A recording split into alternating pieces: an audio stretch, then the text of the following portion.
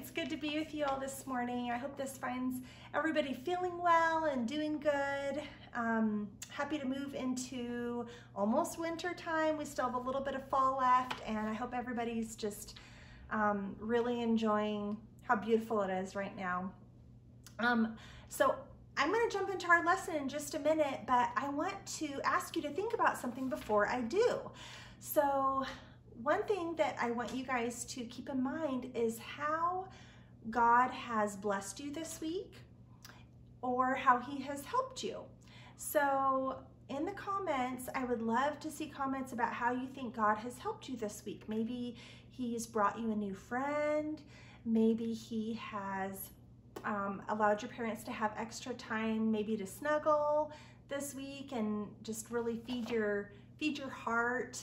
Maybe he has given you really good focus so that you can do well in school. Tell me how God has blessed you and how he has helped you this week.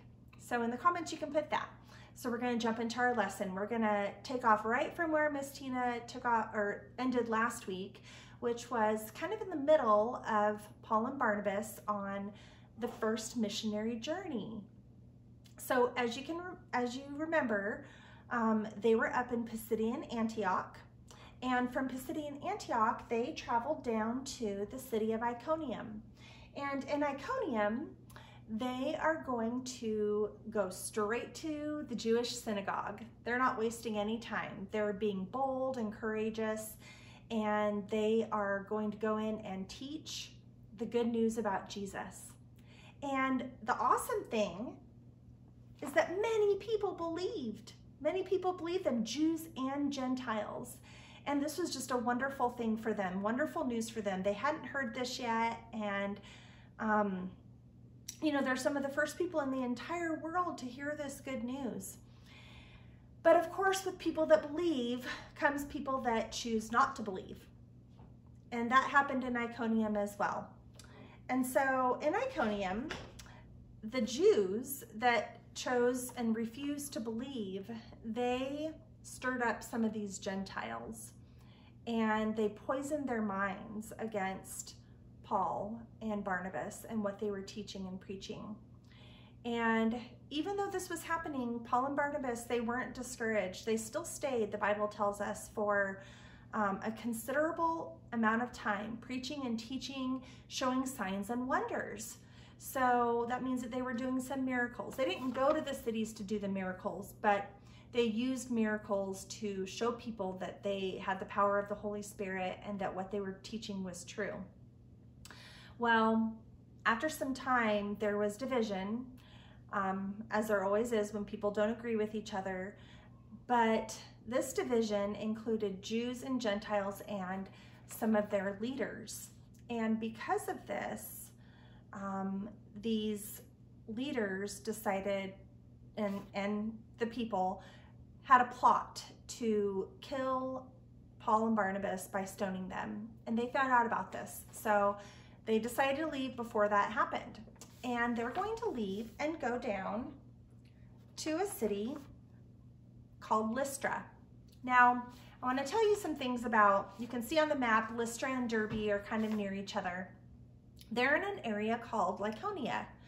And in Lycaonia, what was special about this area is that they had their own language or dialect. So the way that they talked, even if it was like we speak English, it'd be like going and hearing somebody speak English, but with a really heavy accent where you couldn't understand it. So I'm not sure if they had an actual different language or if it was a different dialect. But either way, the way that they spoke, or at least the way some of them spoke, was not in a language that Paul and Barnabas spoke. And so they have a different language. They were under Roman rule. So this is a Roman province.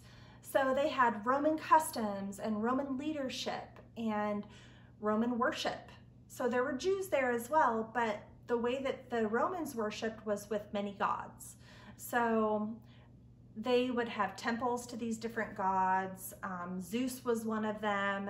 Remember, Zeus is like the god over the sky and lightning. And they had all kinds of gods. Hades was over death. There was a god that was over the crops that they would pray for to have a harvest. And they had goddesses that were over childbirth and marriage. And they had gods that, they had gods for everything. Everything that you would need or want to pray to our God about, they had a specific God for it. So that's the kind of culture that they are going into, trying to teach about the one true God.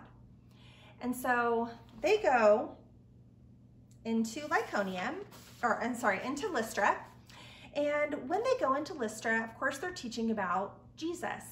And while they're in Lystra, there is a man in the crowd that has been lame since birth.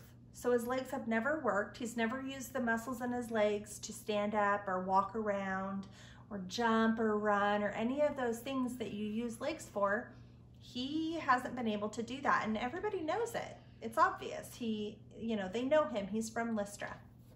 And so this man is listening and watching Paul preach, and Paul sees him.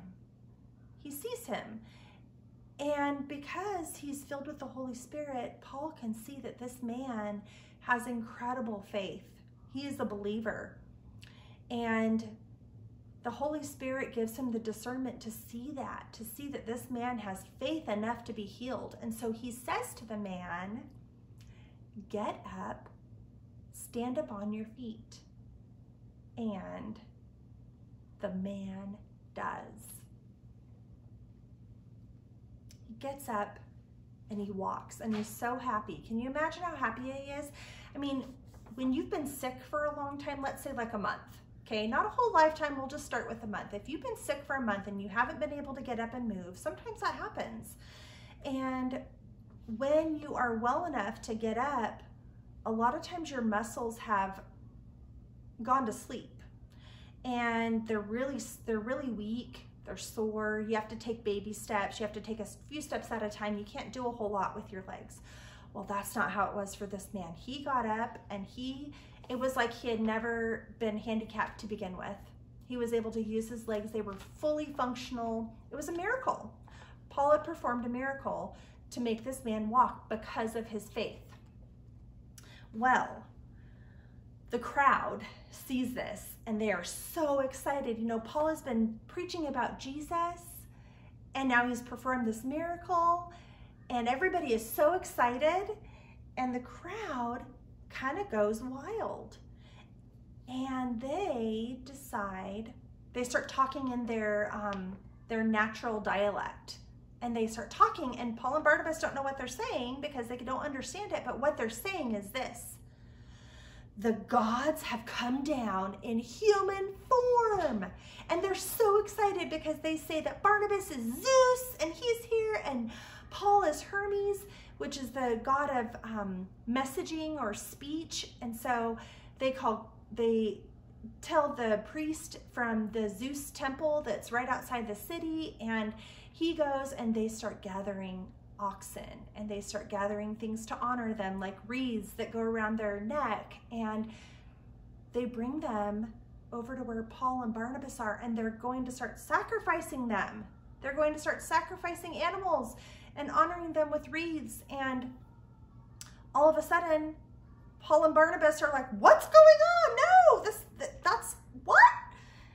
When they finally realize what's happening, they're very upset, as they should be, because this is blasphemy. This is going against what is true to God.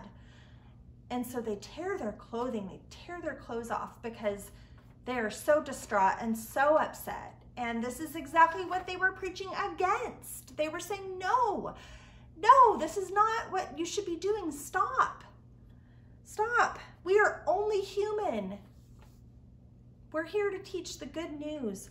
Turn away from these worthless things, from this worthless idol worship and worshiping these other gods. Turn away from them and to the living God, the maker of the heavens and the earth and the sea and all that's in them. And he tells them in very simple form, or in a very simple way, that God's showing you his kindness. He's showing it through the rain and the rain that comes for the crops, and the food that's provided through crops and from animals, and the joy that's in your hearts, that fills up your hearts. Well, this doesn't stop the crowd. They're so excited, they're not listening to him. And, you know, Paul and Barnabas, they're upset because they're trying to tell them, no, this is not what we're here for. We're just men. Well, it's interesting because while all this is going on, people don't like to be told that they're wrong. And they have a hard time being told that what you've been doing and what you are doing is not a good thing. You know, they thought that this is like, the best thing they could possibly do, which is honor them as gods. And now they're being rejected. They're being told, no, you're not doing a good thing. Well, it's interesting because some of the Jews from way up in Pisidian Antioch have been following Paul and Barnabas all the way from Antioch up north. It's like 100 miles. Their hatred for them has driven them and motivated them to follow them all the way down to Lystra. They are really upset with what Paul and Barnabas are teaching. They follow them all the way down there, and they're telling the crowds, this is not a good thing. Remember, they're poisoning their minds. And they turn the crowd against Paul and Barnabas. They win over the crowd. And once they do that, this was Paul telling them about Jesus and about showing the kindness.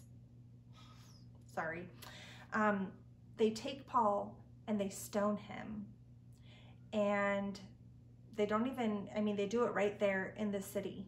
So lots of people are involved. And they drag him out of the city to leave him for dead. Now, we've seen stonings before. Interesting that this happens to Paul, who was there when Stephen was stoned, remember, as Saul. But they think he's dead. Their intention was to kill him. And they thought they had succeeded, and they drag him out of the city to let him die, to let him, he wasn't just like hurt really bad, like they thought he was dead. And so they leave him there. And after they've left, some of the disciples come and surround him. And as they're around him, another miracle happens. Paul gets up. He just gets up. Doesn't say anything about his condition. It just says he gets up and he goes back into Lystra. He goes back into the city and stays the night. And the very next day, Paul and Barnabas set out for the town of Derbe. So Derbe is about another 25 miles south. So down in the town of Derbe, once they get there, they preach and they teach, and they have many people that believe and become disciples of Jesus. Now Derbe is the furthest that they're going to go on their first mission.